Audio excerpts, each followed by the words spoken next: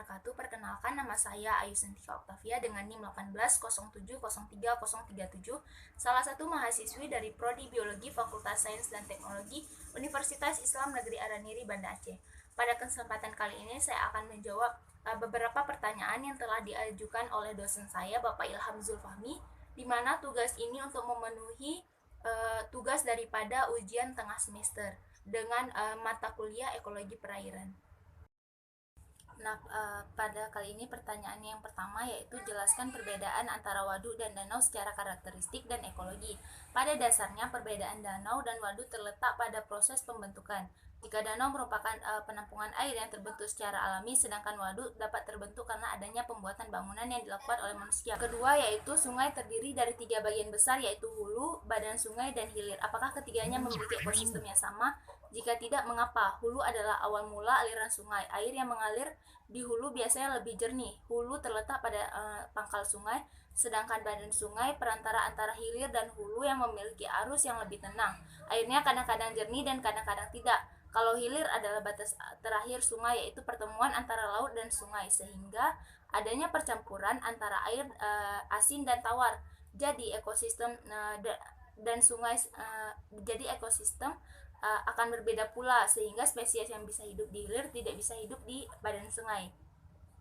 Yang ketiga yaitu jika tidak dikelola dengan baik, waduk berpotensi mengalami eutrosifikasi. Jelaskan mekanisme terjadinya eutrofikasi tersebut dan apa dampaknya bagi biota perairan.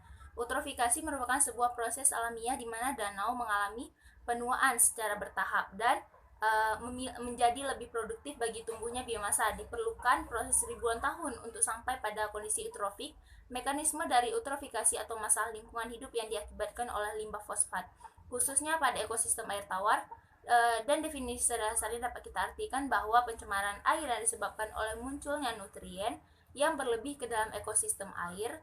Penumpukan bahan nutrisi itu akan menjadi ancaman kehidupan ikan di perairan pada saat musim pancaroba. Adanya peningkatan suhu udara, pemanasan sinar matahari, dan tiupan angin kencang juga nantinya akan menyebabkan terjadinya gotakan air di perairan. Hal itu menyebabkan arus naik dari dasar perairan yang mengangkat massa air yang mengendap. Massa air yang membawa senyawa dan beracun dari dasar danau atau laut, yang nantinya mengakibatkan kandungan oksigen di badan air berkurang. Rendahnya oksigen di air itulah yang menyebabkan kematian ikan secara mendadak.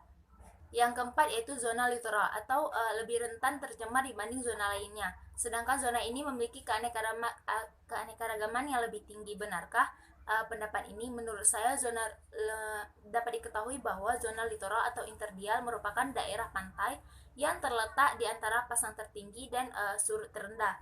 Wilayah ini adalah peralihan dari kondisi lautan ke kondisi daratan atau ekoton, dan daerah ini mempunyai keanekaragaman hayati yang sangat tinggi seperti estuaria. Daerah di bawah zona litoral merupakan daerah peralihan atau dikenal sebagai zona sublitoral.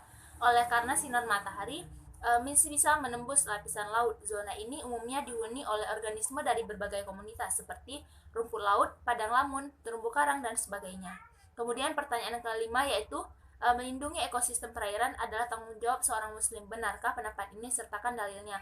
Benar, terdapat di dalam Quran surah Al-Qasas ayat 77.